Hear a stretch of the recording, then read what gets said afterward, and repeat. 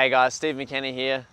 The purpose of this 5 super shoe running test was just to basically test different shoes for the triathlon community, not just myself.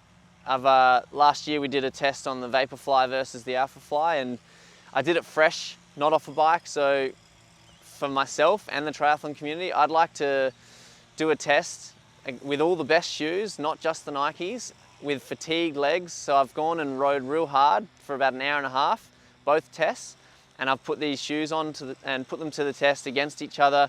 All the data we've got showed that, you know, some shoes are much better for triathlon than others. We saw a bigger braking force in some, we saw more impact in others, and we saw ground contact time was a lot shorter in some. So it was really interesting to see, you know, which shoe suits me, but off a hard bike, not just which shoe is the fastest, which shoe is the best for a triathlon. So that's why we're going to run through all this data, and we're going to show you, specific to me of course, which shoe is the fastest and most efficient. Because they're so close, I'm going to have to pick what I think is going to be best for me on race day, considering different things. Like if I don't have a race for a while, yeah, I'll pick the one that has more impact but goes quicker. If I have a race coming up, I'm probably going to pick something that's got a bit more bounce, a bit more protection, so that I can back it up. Because they are so close, they really are. But what I'm getting through this partnership with Sportitude is amazing. I get the ability to test these shoes, and everyone can walk in off the street and do the same. They've got these treadmills that connect with your Run Stride pods, and you can see everything from data, ground contact time, impact, and obviously in triathlon it's a very specific kind of way to run. It's a strength run. We want the least impact for cramping and all sorts, but we also want the most speed, and using the right muscles with the right shoes is pretty important. So I actually think I'm going to keep 3 shoes in transition from now on, and based on how hard the bike ride is, I'll pick my shoe. All right, so for me, all I had to do on the day was run on the treadmill in 5 different shoes and just basically get a feel for the shoe and see which one I enjoyed the most, see which one felt the best off a bike. So I've gone on rate of perceived effort, I've gone on heart rate myself. I was staring at it the whole time, which one, you know, made my heart rate blow up, which one kept it really low. So there's a lot of little efficiency measures that are subjective, but the team at Sportitude gave us all the objective data, which they'll take you through. For me, it was too close between the Vaporfly Next % and the Metaspeed Edge on this track here in real life. But in the lab, I've got to be honest, the Asics Metaspeed Edge, it did win for me based on feel off a hard bike. So yeah, it's confused me more that they're exactly the same in real life, but it's a good thing. I've got options. They do have different benefits, but for this weekend I'll be using the Asics because they are a little bit quicker. I feel like the heel on the back of the Asics actually hugs my heel a bit better, and I'm actually getting to use the carbon plate. Whereas I feel like in the Nike, although they've got a softer foam and less impact and less braking force, it's not really grabbing my heel. It does slip off in races with the elastic laces. So I'm going to chuck some elastic laces in the Asics this weekend at the Victor Harbour Triathlon. I'm running 18K, it's a 100K distance, and I'm going to just find out, do I pull up a little bit sorer, and can I back up 2 weeks later at Geelong 70.3 wearing the Asics? I don't know how sore I'll get because it's not as soft a foam, but I feel like the carbon plate is going to be used much better this time, and maybe I'll be going a lot quicker for the same heart rate, just purely because I finally get to use the carbon plate, which everyone talks about. I feel like for a while now I've just been using the foam and the Next %, and that's why potentially they don't last more than 2 races for me. I'll recycle them because they don't feel the same. So maybe it's just the foam that I'm using, and yeah, there'll be more data and more subjective data and objective data from the race this weekend. And yeah, anyway, this shoe testing thing never ends, but Sportitude is so good. They want to make sure we're all individually running in what shoe suits us best on race day. All right, so the first 3 shoes that I eliminated that didn't make it to this final was the Mizuno Rebellion Pro, it was the Alphafly from Nike, and the Saucony Endorphin Elite. And these 3 shoes, they had very solid results, and also almost comparable to the two that won. But the first to go was actually the Nike Alphafly. Off a bike, I could feel it in my quads immediately. So this is a subjective test, of course, but when we looked at the Sportitude data from the pods, what we found was they actually came second in everything. So they were one of the more solid shoes, but they didn't stand out in any field of data. So, and they were last in my subjective data. So we eliminated those because they just didn't stand out. They were pretty solid, but I know the issues that come with Alphaflys. They overload your quads. I've already used those, so they were gone. Next to go was the Mizuno Rebellion Pro. Simple reason, where I was contacting the ground was completely out of whack. It was different in both shoe. They're a very weird shoe. They did have really good results. They were about second best in ground contact time. They were fast, very fast, but I've already used them outdoors. I know I can't turn corners in them. I don't know how to run in them just yet, clearly. On the treadmill, where I was contacting the treadmill was just a mess. So injuries, the guys at Sportitude just said, this is not the shoe for you. It could be for other people, but you do not know how to run in these shoes, and it's probably going to be an injury trying to get used to them. So yeah, they were fast but gone. Saucony, they were actually really good. The only problem was for triathlon specifically, there is no way that you're going to be able to use that shoe's carbon plate with the heel that they've got. There's a bit of a flimsy material on the back.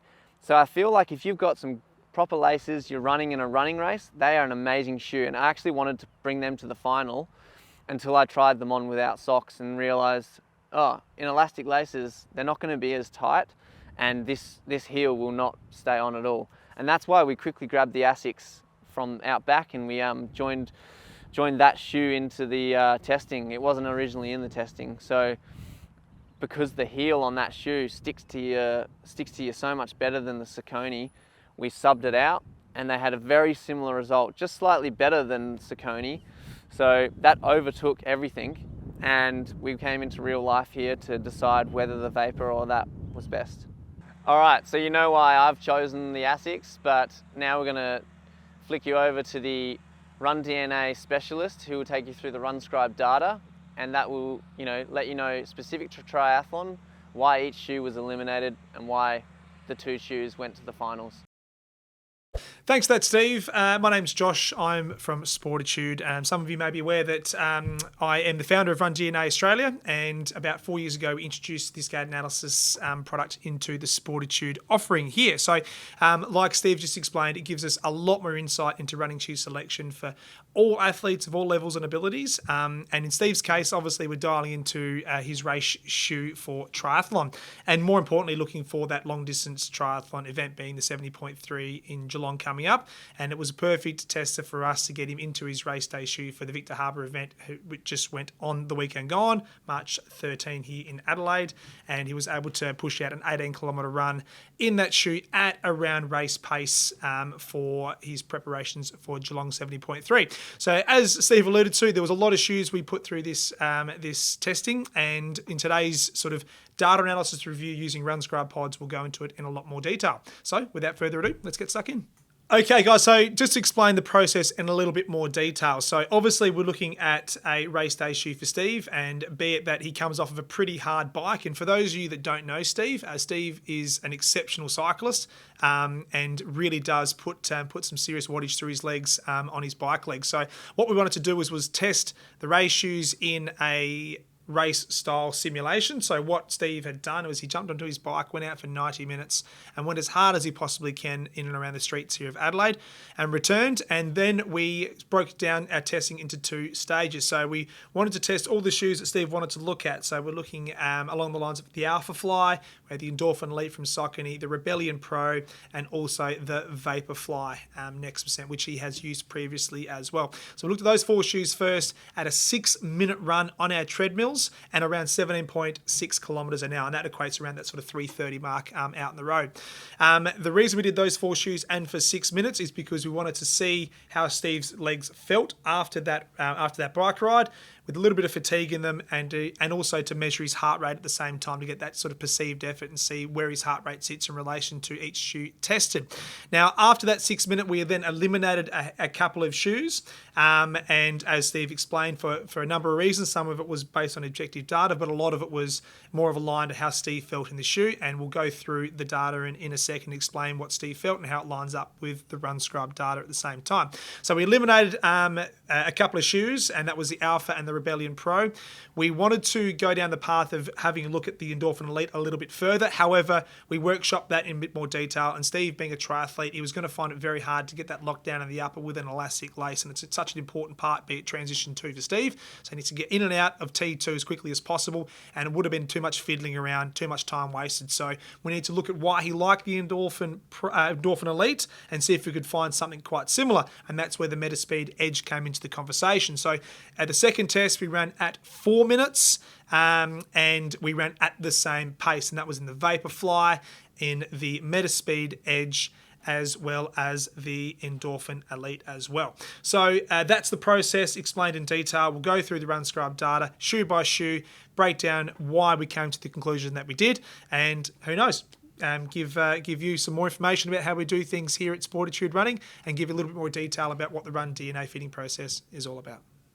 Okay, guys, jumping into the Alphafly first. Now, we kind of pre-predicted what was going to happen with this shoe. Steve has used it previously in some 70.3 events. Feedback was a bit high stack, a bit soft, and it fatigued his quads. So we wanted to still test it. We still wanted to look at some data and still get Steve's feedback and whether that was consistent with where he has been previously. So when we're looking at all of the shoes with this testing in the Run DNA rooms downstairs, we're focusing in on a few key metrics: contact time, flight ratio, impact force, braking force, pronation velocity, and pronation excursion, which is the pronation range of movement measured in degrees per second.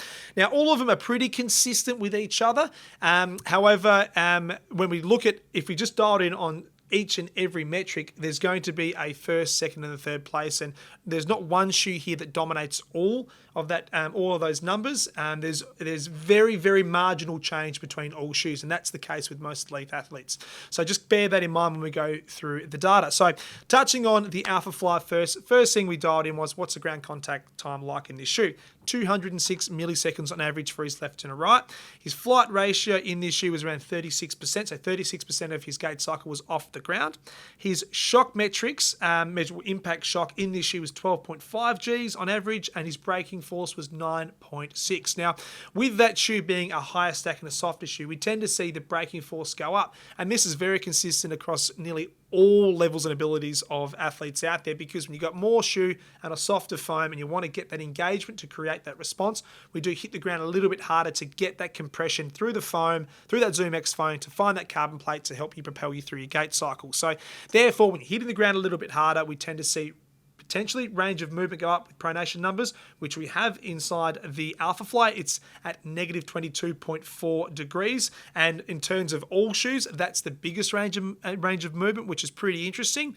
And with that comes a relatively high pronation velocity, not the highest, but around at 758 degrees per second. So all of these numbers we're sort of bottling up, getting Steve's feedback about how he felt within the shoe, and seeing where it ranks in the whole scheme of things. So that gives you a bit of a synopsis of how the Alphafly performed for Steve. We knew it wasn't going to make the top 2 even before he put it on his foot, but we still wanted to get that data and to get his feedback. Okay, next shoe we tested for Steve was the Rebellion Pro. Shoe had a lot of hype since it's landed here in Australia and Northern Hemisphere, all around the world, so no wonder Steve really wanted to see how this shoe went for him. So looking at the important numbers, first we dial in on ground contact. So the average ground contact in the Rebellion was 205 milliseconds. That was down 1 from the Alpha from 2.6. Same flight ratio at 36%, so 1 millisecond is going to change a whole lot of time off the ground. So again, percentage of time being 36%, flight ratio is the same. Really interesting that we found with this shoe. I just want to jump ahead. Now, in terms of the overall engineering of Rebellion Pro to the Alphafly, is we know the stack heights are pretty similar. So 39 mils and in the heel down to 35 in the forefoot, and that variance of 4 mil. And then same thing goes with the Rebellion Pro. 39 in the heel, 34.5. So half a millimeter variance between the two shoes. So On paper, it looks pretty similar in regard to how high you are off the ground, but you don't have to be a rocket scientist to understand that they're going to perform really differently. Surface area is completely different. Geometry of the phone is certainly very, very different, obviously. And then with regards to the surface area and where Steve lands inside this shoe, again, is going to change all the metrics that we see in front of us here, which we'll talk through right now. So again, on paper, they may present very similar, but in regards to overall performance, there's quite a change between both of them. So let's just talk to the impact shock metrics first. So a bit of a change. We have gone up half a G, so 12.5 in the Alpha to 13 Gs in the Rebellion Pro. However, dropped around half a G for braking force, so 9.6 down to 9 in the Rebellion Pro. One thing we wanted to address is we kind of knew that this shoe would perform differently in regards to pronation velocity and also pronation excursion. So if we just talk to those numbers right now with Rebellion Pro, looking at the overall pronation excursion, there's a significant change from left to right. So left-hand side for Steve, we have a range of negative 12.5 degrees of total movement in comparison to his right, which is negative 21.7. And that is a significant change, and it's more due to when you look at his shoe ride. Now, in his left-hand side, he is climbing up a little bit more towards that forefoot, and in the right-hand side, he's more dropping back towards his midfoot. So having two different entry points in the Rebellion Pro would result in the numbers on pronation excursion to be so different. And when you've got numbers that are different on pronation excursion, no surprises that there's going to be some significant change with the velocity as well. Getting up towards that forefoot, we expect the velocity to be higher, which it is, 718 degrees per second on the left versus 556 degrees on the right. So a little bit more control on that right side in overall metrics, be it shock and also mobility with his foot, range of movement and the velocity. That left side was starting to show some signs of potential risk areas for us. So such a variance in pronation numbers would be a slight orange to red flag for us to have a discussion about maybe not ruling that or putting that into your last final selections in regards to race day shoe. So overall, the Rebellion Pro was a pretty good shoe. Steve didn't mind it. However, there was too much variance in left and right across most of these metrics for us to say, let's put this one to the side. Okay, next shoe that we tested for Steve in the Run DNA rooms was the Endorphin Elite. Now, fabulous shoe. I'm going to say it personally. I think this shoe has got a lot of great features. The midsole improvements where it's come from, the Endorphin Pro 3. The upper improvements are absolutely magnificent for road running.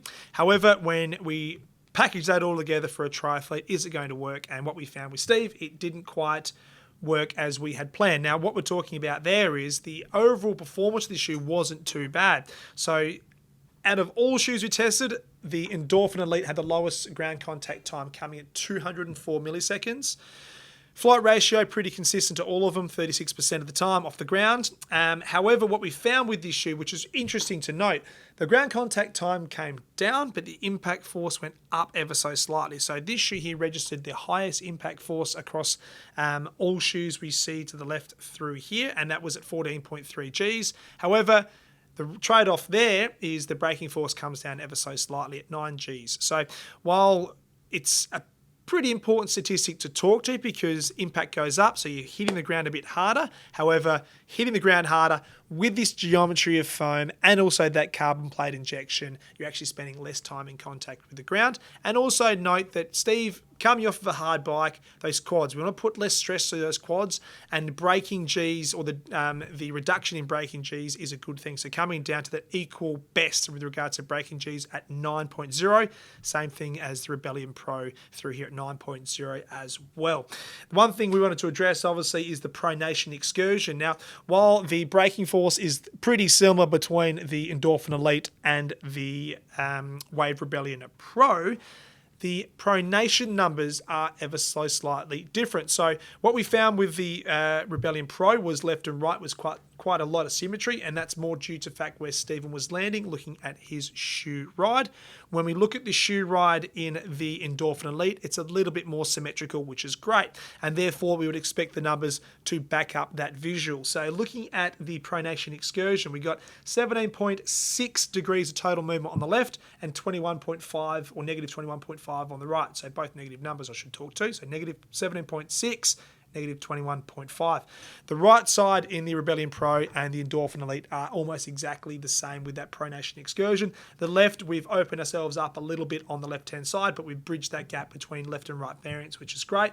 And then the trade-off there being the gap with regards to pronation velocity from your landing to your mid-stance point of your gait cycle, 629 degrees per second on the left, which is down from 718 degrees on the Rebellion Pro, and then 779 degrees on the right-hand side, which is up on the Rebellion Pro, which is 566. However, the variance between left and right is closer, which we like. More continuity with your gait cycle, more pattern movement through your total stride.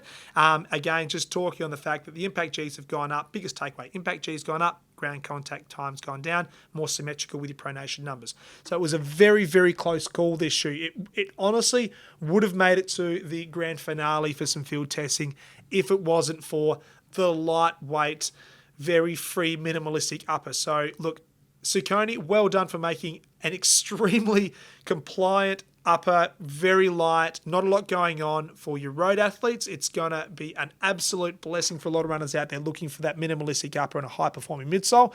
But for Steve in that triathlon space, we need to get that good lockdown. We need to make sure that we can use some elastic laces. So in conjunction with elastic laces and this heel counter, it wasn't going to perform at the level that Steve would expect, especially at that 70.3 distance. So we didn't make it to the grand final, but what we'd learnt from this shoe and what we know and how he moved in it, we decided to then test Metaspeed Edge. So let's talk all things Metaspeed Edge. Okay, next shoe we wanted to test was the Metaspeed Edge. Now, Steve has not run in this shoe previously. He hasn't even tried it on his foot. So the reason we came to that conclusion was taking all the learnings we had through here and all shoes that we tested in that first round of 6 minute running on our 6 minutes worth of running, on our treadmill downstairs. And be it that the Endorphin Elite was such a great shoe, so close in regards to the metrics and how Steve felt in the shoe. However, he said the lack of support in this upper would be a problem for him on race day, especially obviously his triathlon, trying to get that lockdown. So, therefore, it was a very much an educated guess from our Run DNA fitters downstairs, and we came to the conclusion that the Metaspeed Edge would be one we should test for Steve. Straight off the bat, it is a lower stack height, so 33 in the heel, 25 in the forefoot for that variance of 8mm. So still keeping that offset pretty consistent with what he's had previously with the Vaporflies. So we don't want to change too much. However, we've come closer to the ground. All the shoes we have on the left-hand side through here are either 39 or 40mm, so higher off the ground. Flight Foam Turbo, as a performing foam, is a little bit denser into comparison to the others here as well. So keep that in mind. We come lower to the ground, we've got a denser foam. However, we've kept that heel to toe offset consistent to what Steve has used previously. So while we're changing some things, we're keeping some things similar. So looking at the Metaspeed Edge as a performing shoe, it was the best in ground contact time. So we got 202 milliseconds average left and right with that shoe, which is great because we're almost up around that sort of 204 up to 206 in all others. So quite a lot of change in comparison to how similar these all were. So we've really produced a great metric there with lowering his ground contact time and keeping his flight ratio up. So with that in mind, that was almost a great green flag for us. We want to proceed with this shoe. We want to see how much we can, or how much more improvement we get from other metrics. So with that, we would expect some change with regards to the impact force of this shoe. So the Metaspeed Edge averaged 13.7 Gs on impact, 9.6 Gs on braking. So impact's a little bit higher than some of these shoes, especially the Next percent. So lower, which we'll go through in 2 ticks, but we have got a slightly higher impact force with regards to the Metaspeed Edge. Braking force is pretty consistent around that 9.5 Gs. Looking at the other key numbers, we found there was a bit of variance between pronation, excursion, and velocity of movement with the Metaspeed Edge. So looking at the numbers straight away, we got pronation, excursion, we had negative 21.1 degrees of total movement. Not the worst, not the best. It's sort of very close to what we found with the Alphafly being at 22.4 and pretty close to the Endorphin Elite, which is why we brought the shoe out in the first place at 19.4 degrees of total movement. Velocity was interesting, up around 797 degrees per second on left and right average. That wasn't the worst in terms of overall numbers. The Next percent on the second run, which we'll get to in 2 ticks, was up around 827 degrees per second. So interesting to note that both the shoes that kind of made it to the grand finale pronation numbers in terms of range of movement and velocity were actually in the higher end in comparison to what we found with some of the others. But ground contact time, efficiency metrics, we're best performing. And we are looking at a race shoe, and those efficiency metrics are vitally important. Now, when Steve got off the treadmill with the Metaspeed Edge, straight away, eyes lit up, smile from ear to ear, he said, this felt the best. I love what this shoe does for me on my foot. Now, is it because there was quite a change from what we had experienced previously? Yeah, sure, there's some variances between all shoes, and when you put a shoe on your foot, you're going to react differently to that engineering platform underneath your body. But when we're trying something so new like that, where we've lowered the stack, we've changed the density of foam, for Steve to get off the treadmill and say that felt fantastic. Perceived effort was down in that shoe, which is really interesting to note. We haven't really talked too much of Steve's heart rate numbers with all shoes tested, but this shoe, we extracted 144 beats per minute, BPM, in regards to the Metaspeed Edge, and the next best was the Endorphin Elite, which is again 144. So again, that's great. We educated guests from our end with regards to how this shoe would perform. We would expect it to be pretty similar, both objective numbers and subjectively with how Steve felt. And obviously using the objective number, his heart rate, perceived efforts down, ground contact times down, which means his efficiency is going to go up. So from a race day shoe, it made a lot of sense that the Metaspeed Edge was a great performer. So obviously we know how that shoe performed. We want to compare it to what Steve has been using for the best part of 3 years now, the Next Percent. So let's jump into those numbers now. Last but not least, it is the old favourite, the Next Percent. Now, Steve has used this shoe now for a few years. Some of his best races have come off the back of having this shoe on his foot. He has won races in this shoe. We know there's an emotional attachment to this shoe, so we wanted to understand why Steve has performed so well in this shoe. A little bit like the Alphafly, where he kind of didn't get along with it. We wanted to look at some numbers and see and understand exactly why that might be the case. So with the Next Percent, it was interesting to note it wasn't the best performer across all shoes with metric, and we're looking at the total metric numbers in front of us here from RunScribe. Dialing in on the ground contact time first, it was higher. It was 208 milliseconds with regards to total ground contact time. A little bit down on the Alphafly, that was 209, and all the others, Endorphin Elite was 204, and the Metaspeed Edge was 202. So a little bit higher, 6 milliseconds higher, and the overall flight ratio was at 33%. So not quite as much time off the ground because there's an increase of time on the ground. However, main reason being is the shock metrics inside the Next Percent are pretty good. Impact G's come down to around 12.3 with regards to the Metaspeed Edge. They're up at 13.7. And if you comparison to your Endorphin Elite, which is a really high considered option for Stephen, bar the upper, of course, 14.3 G's. So it's pretty similar with regards to impact in the Endorphin Elite. The braking force was down nice and low, and that's a big thing for Stephen. We want to reduce that braking force and take that potential fatigue off his quads. So that came in at 9. So that was the best performing braking force in conjunction with the Rebellion Pro. So great, we've got a little bit more ground contact time, a little bit less flight ratio, but our braking Gs are coming down. And an overall pronation excursion, the Next Percent on the second run, we had negative 17.7 degrees in comparison to the other shoes out there, which is in and around that sort of negative 19 to negative 20 or negative 22 degrees in some of the shoes. Metaspeed Edge, negative 21.1 degrees. So we've closed that range of movement on left and right average, which is a good thing. So not as much movement going through that foot. Potentially a good thing, I should say, because there's obviously a trade-off with lightweight or racing shoes. We're happy to sacrifice a little bit extra movement, but when comparing apples for apples or apples for mandarins, whatever terminology you like to use at home, these two side by side, you have less total range of movement in the Next Percent than you do the Metaspeed Edge.